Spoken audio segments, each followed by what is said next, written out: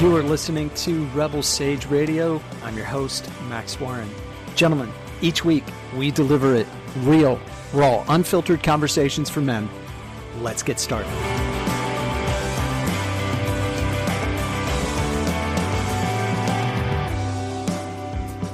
Guys, I have the unique privilege every week to have amazing conversations with you and to interview the genuine badasses that are out there in the world doing things. And today's no exception. I'm joined by my friend Tyler Woods, who is a men's coach and a leader, and the Genuine article. And we talked, bro, beforehand. This is my claim to fame. One of the things I love that's unique is this is real, raw, unfiltered conversations for men. And I think we're going to add another one today, which is unscripted. We're really having conversations about masculinity from a different perspective. I hate the fucking idea that we're supposed to perform to be valuable as men. So we just take that and set that in orbit, and we just have a conversation and invite the guys that are listening into a real conversation about, growing up and growing down and deepening into masculinity. So I'd love, bro, if you would, to give us a sense of your story, your background, and whatever's real for you, whatever's alive in you, brother. You could come from that space, and I'll ask questions throughout, but I really want to hear your story and learn more about you. Yeah, thank you. When you mentioned, unscripted, there's a part of me that just kind of like let go a little bit. Right? That doesn't have to be like the cocktail party, the what's the word I'm looking for? The networking event, the like elevator pitch for who I am. It was just kind of like, Yeah, that feels good. So yeah, where I've been, my story. yeah, hit it, bro. Where have I been? Well, working backwards from the beginning. I was a only child born in the Bay Area, and then whisked up to the hills of Washington State, where I grew up, out in the mountains. But I didn't much notice the scenery because I was too busy playing video games and just escaping from the world, actually. Thinking about it, like, because I was an only child, and then I had triplet siblings show up when I was 7, 8. Just like that's like that prime age of like something happens. Wow.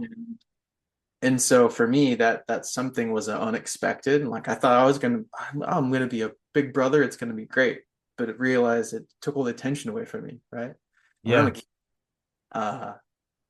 I want all the attention. Like I'm a Leo. I want to be big and expressive, and but that was like I took on all kinds of messages about like what it meant for me and who I am, and I'm clearly not important, right? And so I like slowly began to distance myself, and that became more than a reaction. It became like my personality in my life, and so I was a very withdrawn kid, and I didn't have a lot of friends. I didn't friends I do had, like I was a nerd in computers and video games and things like that. And so yeah, that shaped a lot of my life until my mid-20s.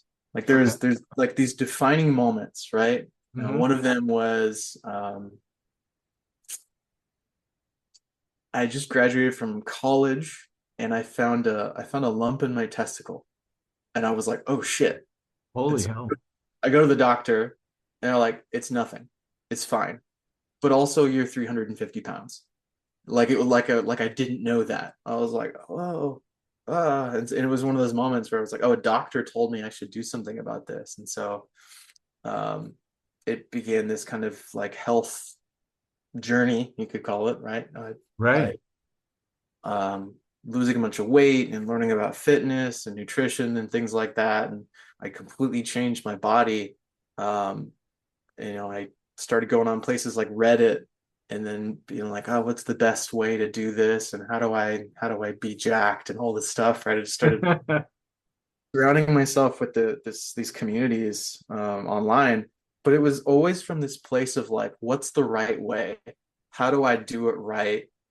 Because underneath I was still running all this like, I don't matter, I'm worthless, I'm, whatever, For sure. that I didn't even know. So I changed everything on the outside, but the inside was still there.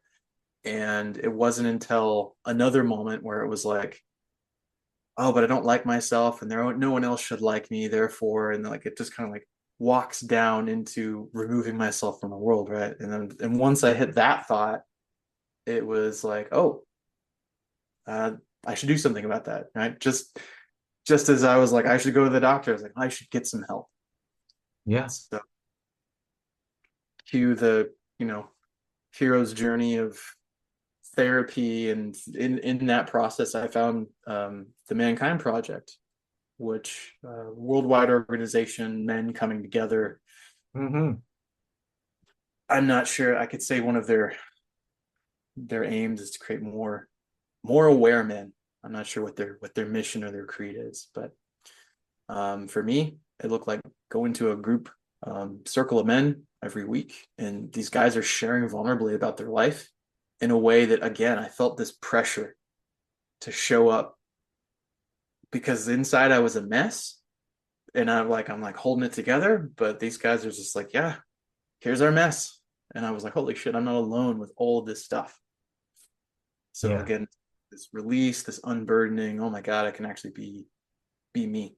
Was that the first time you sat in circle, bro, with other men? Was with Mankind Project?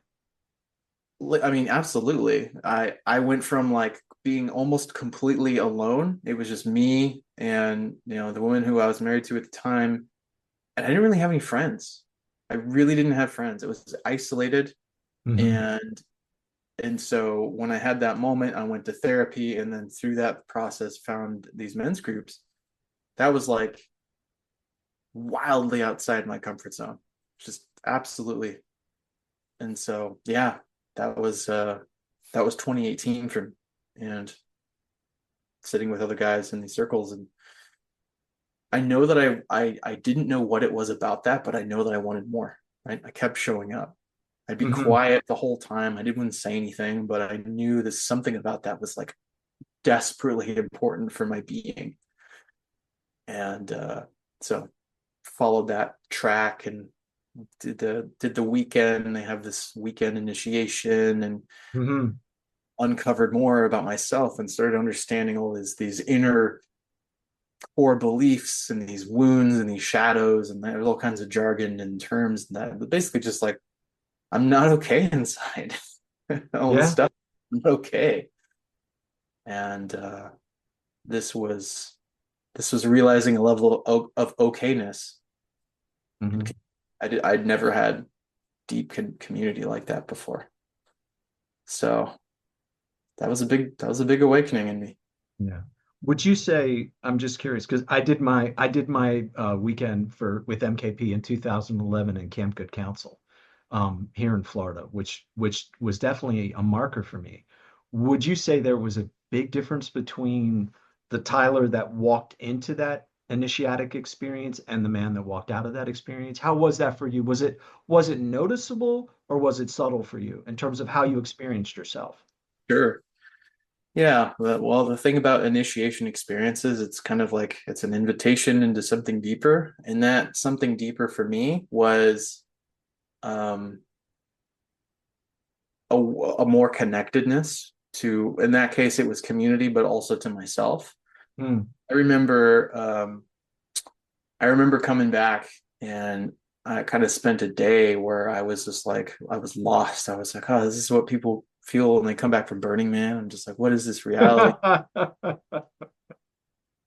And but then I remember walking down the street, and a guy was coming the other way, and we looked each other in the eye. And I had never done that.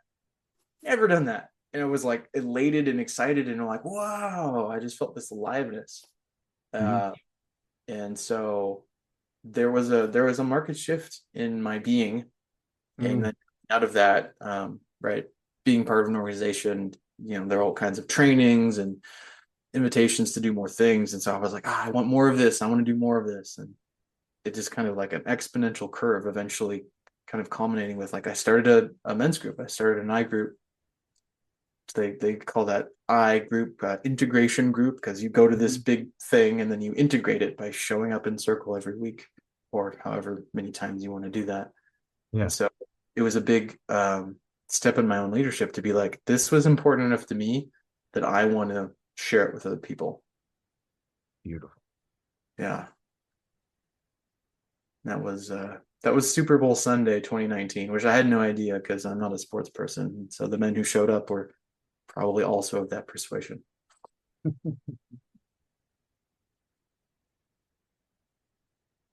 Yeah. So that was kind of my initiation into myself in a lot of ways. This the self, the internal landscape that I had just been avoiding up until that point. It was kind of very external focused on, okay, my life path has been set because I went to college and I just, I get a good job and then I get married and then I guess I buy a house now. Like I was literally looking at that Yeah. and Yeah. uh, just kind of tick the boxes.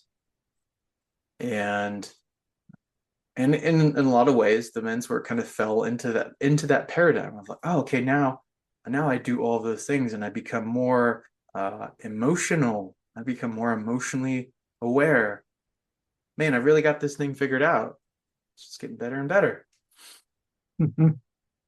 And the rabbit hole just keeps going deeper, right? When I learned that we talk about the shadow, the part, I think in the Mankind Project they call that the parts of yourself you hide, you repress, or deny, Yes. right? And these beliefs about myself that I keep in the behind me, and then I'm like, oh, I'm a terrible, unlovable human being, and I don't matter. Um, Once I like looked at those, like I realized there's so much more to look at, and with that comes a level of agency in my life of like I could actually live differently than this like struggle over here I have around, say, addiction and food and porn, and like, oh, Yeah. I differently. And so it's like, okay, now doing the work is now like, oh, like I really want to. I don't think I ever used the word healing, but I was like, I want to heal. I want to. It was like I want to learn more. I want to keep growing. Absolutely.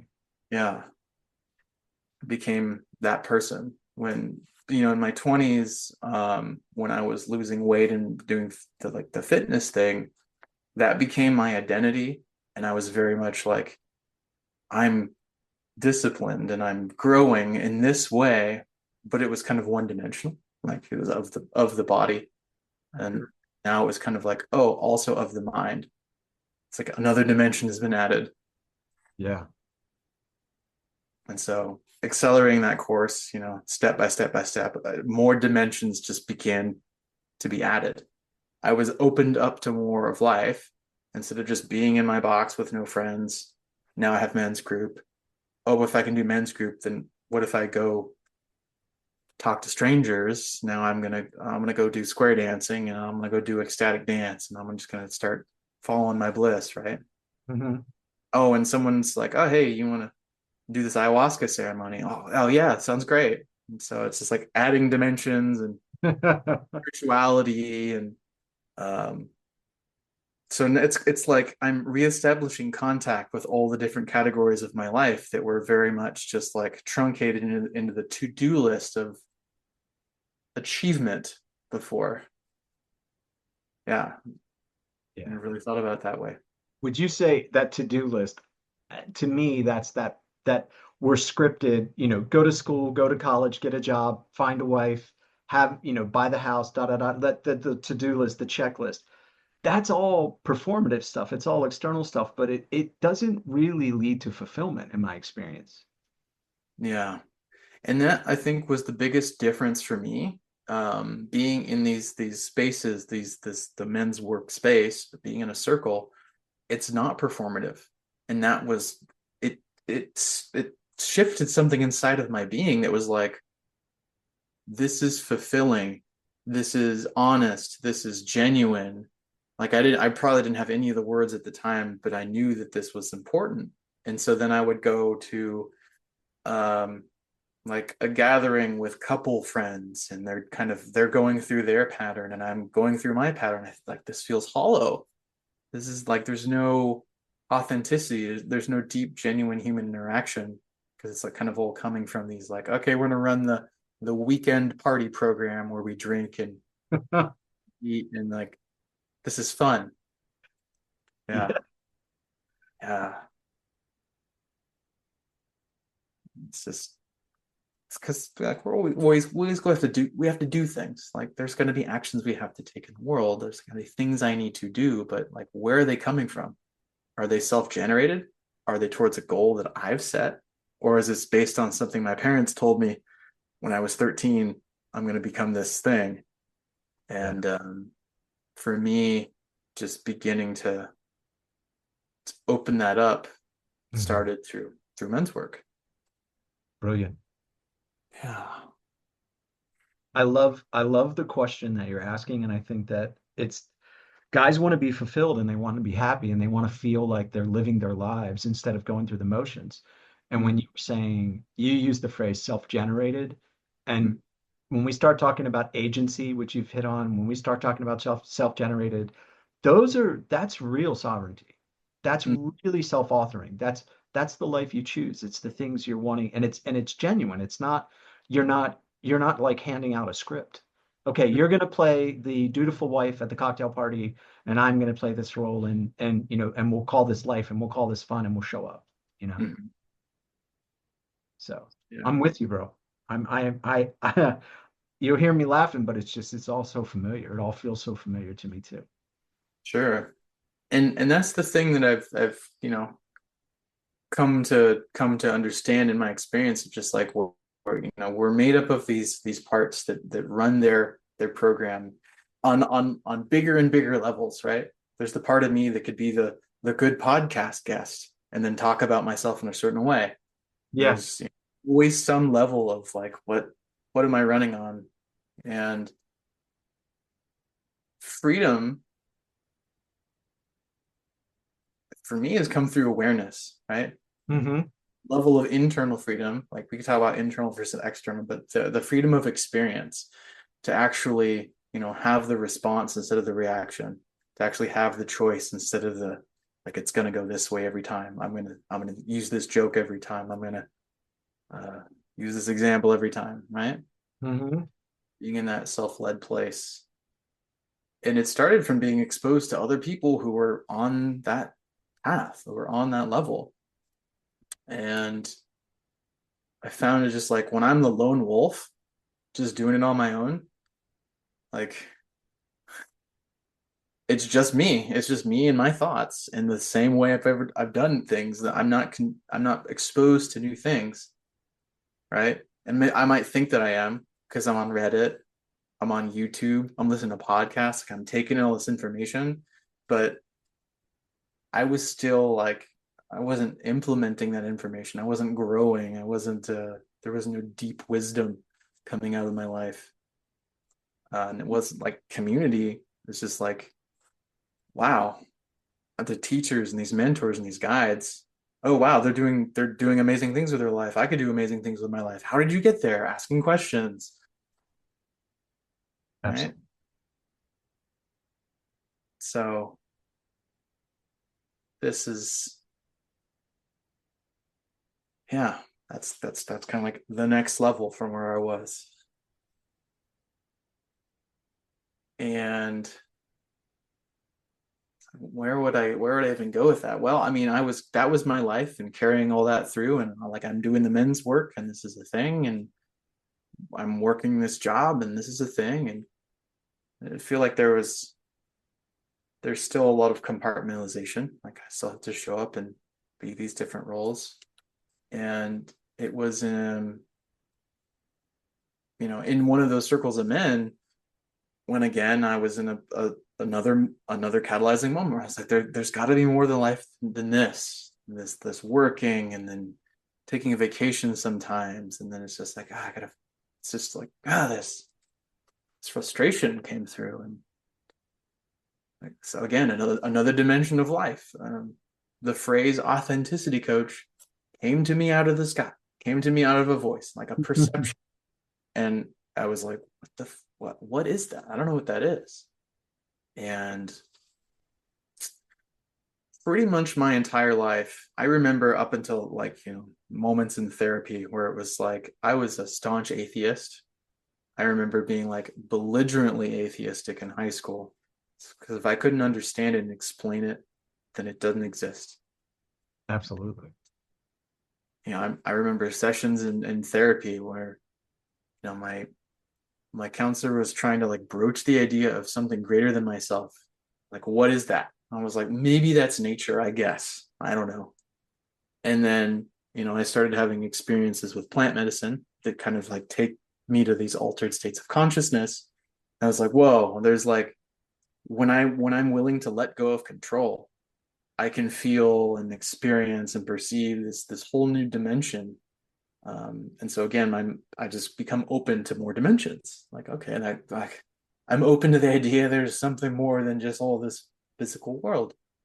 And so spirituality was this dimension that was becoming unlocked. And this calling, this authenticity coach thing, it's like, okay, this is like a deeper calling into something new. I don't know what this is. And through pursuing that calling, it's just kind of like,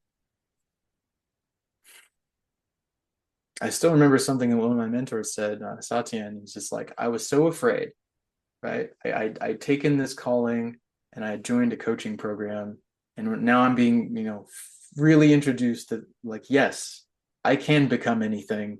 Yes, I can do anything with my life, and I can feel however I want to feel. And I'm just letting go of all this, like, well, I'm afraid I'm going to lose myself. And he just reminds me, he's just looking me right in the eyes. He's like, you can never lose yourself. You can only find yourself. And I'm just like, just completely blown open. And so it's like everything's just been pointing that, just like the truth of who I am underneath all of this stuff, underneath all the stuff my parents told me, underneath all the stuff that my relationship told me, all the stuff that Reddit told me about this, that, and the other thing. It's just like, what's underneath all of it? And yeah, So there's so it, as I'm listening, all I'm thinking is there's a peeling back of these layers, like this patina of programming and scripting to really get down to in the moment, in the reality of this living experience. Who am I as Tyler? And what am I all about? So mhm. I Yeah, love the authenticity coach. I mean, to me, that's I mean, in a world where everything is pseudo or virtual, authenticity is a rare commodity now. Really rare. You know what I mean? right. And it's interesting because, right, everything has a vehicle. Everything, you never it's hard to find a pure essence of something, especially in a world like ours where everything is packaged in with something else. And what I mean by that is authenticity coach. Like, I'm already immediately like, what are the labels brought on by this label? Like, coach, what does that mean? Okay, now it has to be this business. Okay, well, how do other people do it, right? So in confronting that process, it's just like, okay, now I have to look at this through my own lens of everything I've learned, and also learn new things. And while also it's like I've just been shown one piece of the puzzle, right? What does it look like in the end? I don't know. That's where visioning come in. That's where dreaming, that's where listening comes in. And Mhm. so yeah, authenticity and like stripping back the layers, like you said. I think in MKP they talk about peeling an onion. There's always Yeah. more layers. And and it's one thing to peel back the layers, but it's another thing to live from that place, to live from whatever's deeper, Mm. to Say be more open. about that. I love Yeah. that. Well, the level of mind, the level of consciousness that asks like, who am I want to know who I am. It's kind of like a riddle, because the version of consciousness that can answer that never needed to know that in the first place, right? Because you're already there at a certain level. um and I'm just habituated with my thoughts and my story and my personality and what I like and what I don't like. And so getting to that place is kind of like slipping on a banana peel. And then it's like you fall down and it's like, wow, that was so simple. That was so simple. I've been this all along. And so living from that place, um, I've heard the phrase like an inner compass, like a guidance. Right. But the thing is that compass points at something. And so like, what is it pointing to? Is it pointing to life? Is it pointing to God? Is it pointing to Jesus? Like whatever that calibration of something greater that's kind of, giving the marching orders Yeah. of, okay, I'm Tyler and I'm to create this authenticity coach. Got it. I'm not sure what that means. What do I do in my being to make myself as clear as a clearer the word conduit is coming to mind. Like, how can I listen as deeply as possible? Yeah. Oh, I'm like, all of this stuff is getting in my way. My relationship is out of order. My finances are all messed up. I'm addicted to sugar and porn, right? All of these distractions that are keeping me from listening to that greater thing. Like, that's kind of where the work is with, with other men. That's men's work, doing the work to clean all that stuff up so I Absolutely. can live from that place, so I can listen to the mission, and so I can do what I'm meant to be doing. Yeah. So we're peeling back the onion. We're listening a little bit more. We're taking action to do the thing. Love it. That's As you're yeah. talking, and I'm just, the word that we're dancing around is like integrity and congruence, and when you're talking about the work, um, I've been really candid and about my own addiction issues, and for me it was work, porn, and food, a way to escape, and Yeah. learning to not dull the pain, not run from the pain because there's this part of me that's hurting that needs love. And the escape mechanism, every time I would feel overwhelmed and I would try to, I, break the glass and turn to one of my favorite addictions because I just can't deal with it anymore. It's like I'm missing an opportunity to actually learn to love myself or listen to the pain or understand what's driving the bus. And what's beautiful about the picture that you're painting is um, in service to listening and in service to being who we authentically are, we're getting the things out of the way that are impairing that, that are keeping us from being who we are and what we are in the world for ourselves and everybody around us. Mm. And it's absolutely yeah.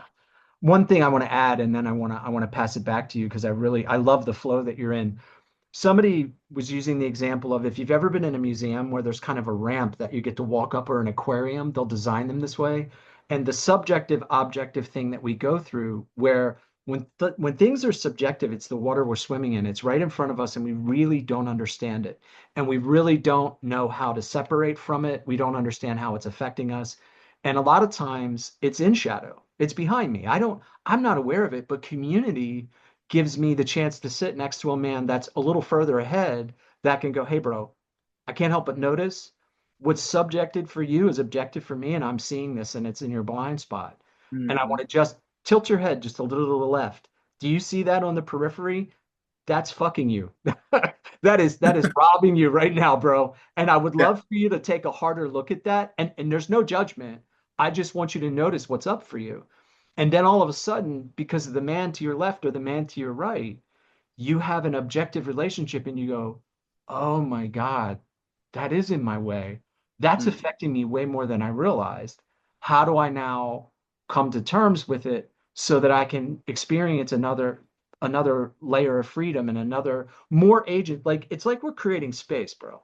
We're Mm-hmm. creating space to be more of who we are. More of us gets to show up and we have more freedom to be what we authentically are and what we've always been by like we're laying aside all these borrowed labels and identities. You know what I mean?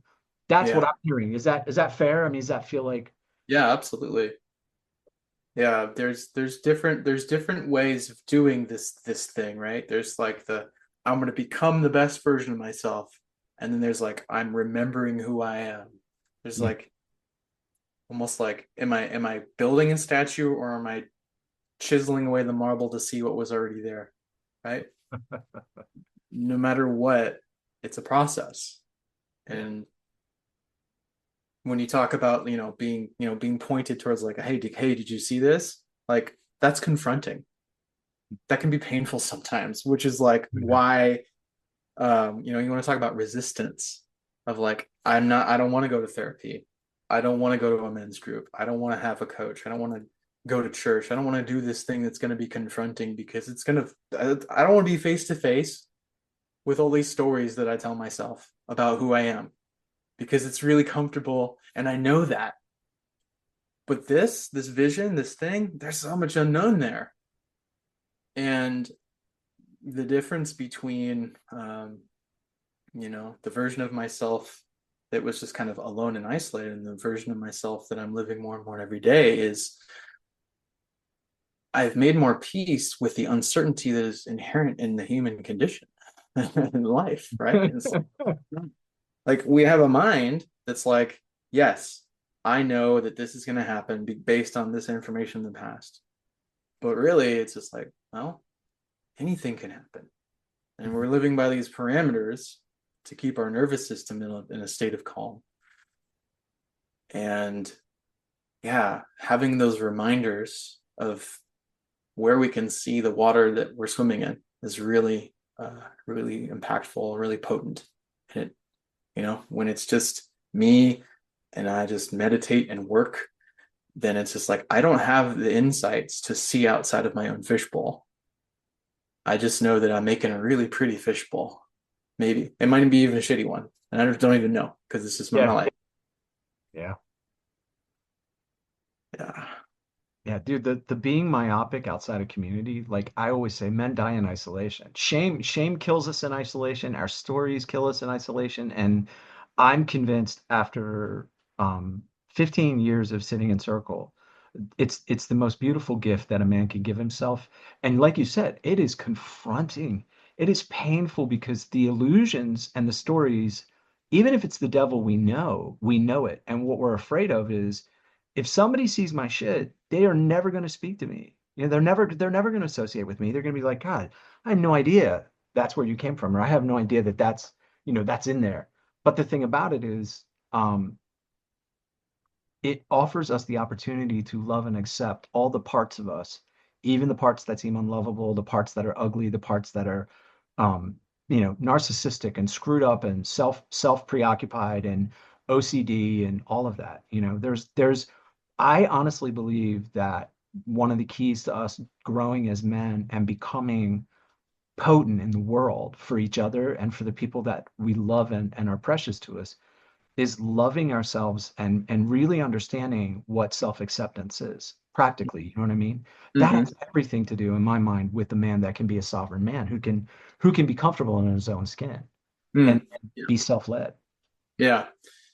That peace acceptance is, I think that's vital in all aspects of life because if something is happening, well, step one, I have to perceive that it's happening. I know something is happening, and then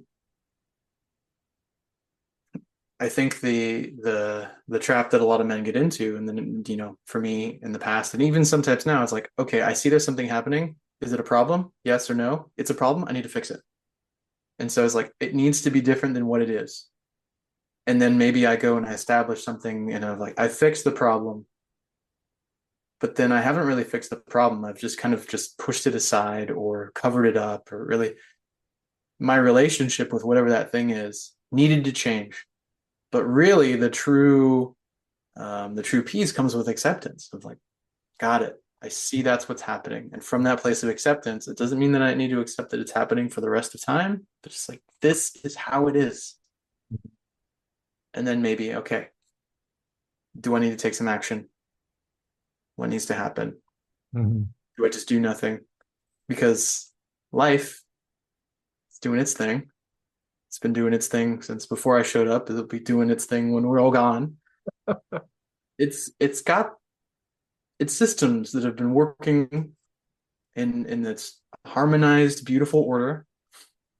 Chances are, whatever human logic, whatever egoic idea of right and wrong that I'm introducing into this moment in time is probably not to be as brilliant as life and God's design of this thing. And by doing nothing more often, I will have a better quality result.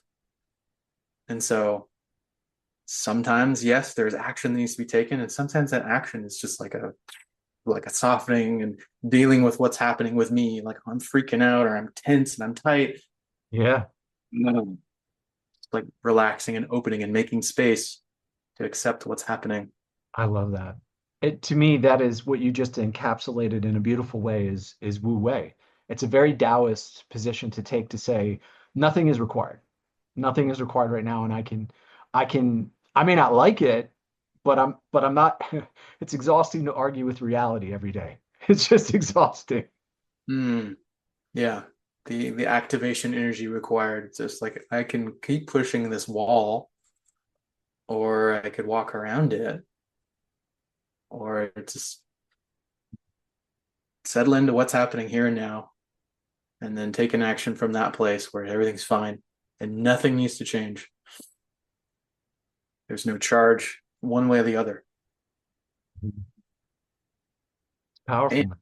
yeah, it's powerful. Like that's a place of power. A relaxed choice is, I think that's where freedom is. Internal experiential freedom. And and like outside, like we can play in extremes.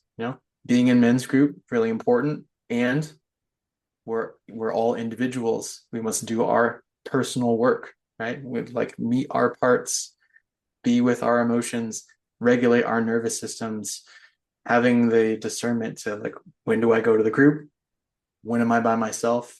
When is it out of the story of like I'm isolating and I don't need anyone? When is it like I can't be alone with myself, it's too much, and I need them when I don't need them, right? There's like the discernment. I think that's where leadership lives. Discernment of just like what is required right now. Is Mhm. it togetherness? Is it aloneness? Is it hardness? Is it softness? Again, coming from that place of relaxation, to know, to feel like, okay, what has to happen next? Mhm.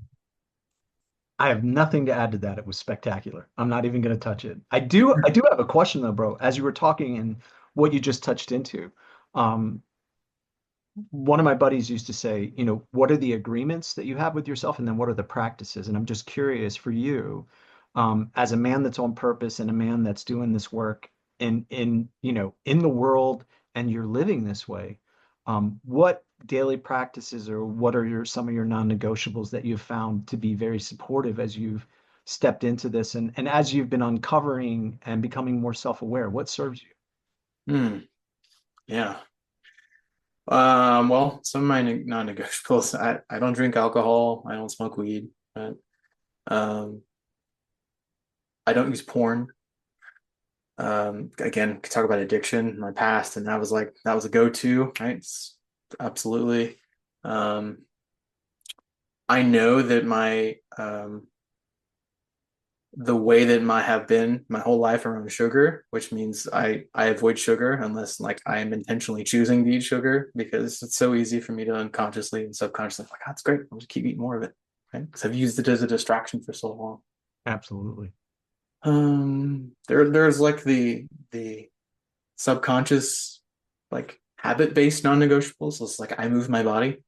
I could call it exercise, call that movement. Like I'm an active individual, and it's not about like, oh, I need to go to the gym or otherwise, like that's just who I am. So it's also getting into the practices. I oh, as a broad sense, I intentionalize my time. I look at the week. I look at what I want to build. I look at my goals, and like I plan. I'm like, okay, great. I want to use this time for this thing, and this time is open, right? I don't just let it feels like I'm going to do this, and I'm not that kind of person. Um, so looking at the week, looking at the calendar, reviewing, recapping what worked, what didn't work. the most important practices for me have been um, distilled and simplified over the past few years. Very much, there is just training the mind with a single pointed focus. I'm thinking, nope, nope. Mhm. Sitting and scanning the body, feeling the sensations, just huh, that's what's happening. Accepting it, and doing my flavor of parts work, meeting parts of myself, going within emotionally, like, oh, what's happening, creating an inner relationship. Yeah. So yeah, those are really important practices, and learning about how to create habits for myself, leads to all the other practices. Like, okay, like I got an app that I use called Habit Share, and I'm, marking whether I do my habits or not, so I can have a record. Oh, I track my finances. If I spend money or I receive money, I have that as a record, right? Because it's become a habit, and it's not about beating myself up whether I did it wrong or didn't do it. It's just like, this is what I do. I'm this kind of person who does these things.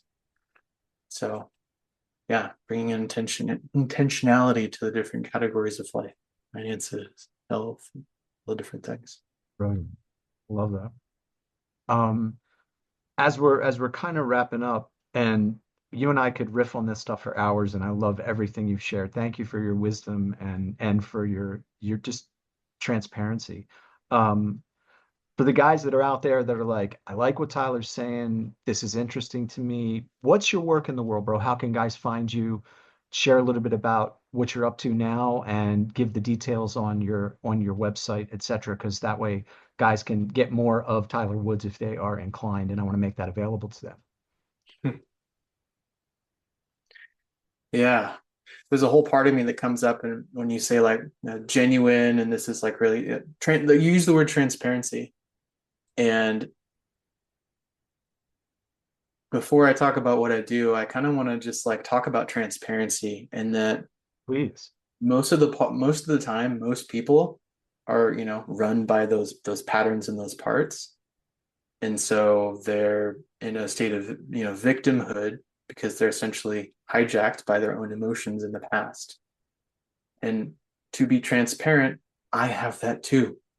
I want to talk about, here's me, and I'm showing up like I am, and it's all good and it's aligned, and like, yeah, I also have doubt. I also have like worries and these parts that habitually come up and sometimes run my life. And I think it's really important to know that that's part of the process. If you want to become more of something, then you're going to be confronted with all the things that aren't there, all the parts of you that are scared and small and doubting are going to come up, because this process of peeling away is like, these things have to come up to be released.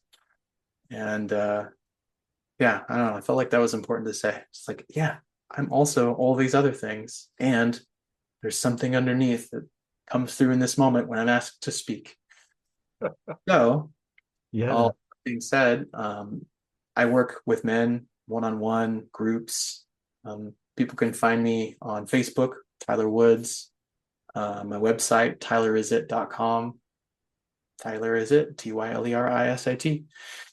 Um, Also got a podcast. You've been on that podcast, the I Purpose have. Yeah. podcast. Yeah.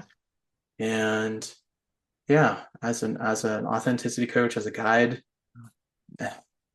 helping you create that space in your life for whatever that next level, that deeper level of fulfillment is, so you can become more of the sovereign, so you can become more self-led, writing your story instead of just kind of you know plagiarizing whatever is from the past and then trying to make something new. Be more choice, more free. Yeah, so that's me. Brother, thank you so much. I love just hanging out with you and being in your presence and sharing ideas. And I knew there was real value in just having this conversation and bringing it to a larger audience. And I'm so grateful for you. Thank you, bro. Appreciate you being here. Thank you. Pleasure. Absolutely.